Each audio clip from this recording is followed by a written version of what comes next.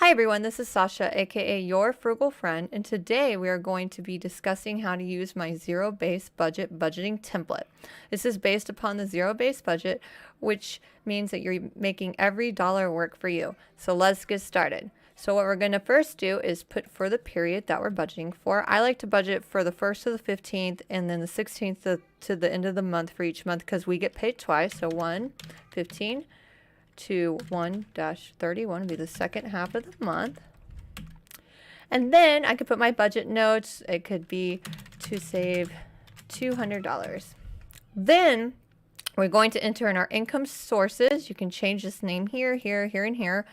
And then we're going to be putting in our expenses and they will automatically calculate here. Your income will automatically calculate here. Wherever there's zeros, that means that this is the calculated field and you can't edit this because it already has information in it that it's pulling from the data that you input. So we're going to put in our first income source, which is a paycheck of $1,500.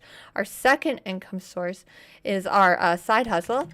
And then our third income source is our spouse's income every month. And then our fourth income source is we sold a couple of things on eBay. So that's our actual. And before the period, we can put our budgeted amounts. And it could be just the paychecks. And we don't know what our side hustle is going to make or even if we sold anything that month. So it's all calculated for you here. So then for the expense categories for the month, you can put in your expense could be rent, and the category is housing. And remember to put everything in caps because this pulls in data based on these expense categories and it has to match what they look like. So then our budgeted amount for rent for the period is going to be $500 because we live in a very low cost of living area in a studio apartment because we're trying to save a lot of money.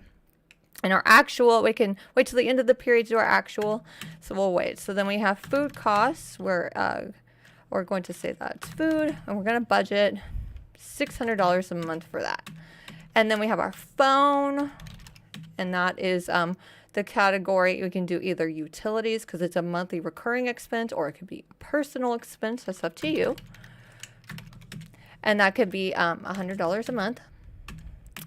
And then we go through the rest of our expenses throughout the month. And then at the end of the period, you go to your bank statement and you'll add up all of your expenses and then you put them into your budget categories and then you'll put them here. So your rent expense category, you budgeted $500, you actually paid $500 for your rent. For food, you added up restaurant expense, you had groceries, that all rolls into your food budget category, and you only spent $400. So that's good. You had a difference of $200 back in your pocket. You can throw that at savings. You can put it wherever you want. Your phone was $100. It was exactly what you budgeted. And then at the end of the month, you want your budget and your actual to match because it's a zero-based budget, so you're budgeting to zero. And you can see here your actual income and your actual expenses, your difference. So you actually have this much income left over you could throw towards debt or savings, and in your budgeted amounts, you only had $500, so you could have pre-allocated that before the actual period you had run your numbers. So I hope that this is helpful, and if you have any questions, please feel free to reach out to me. Thank you.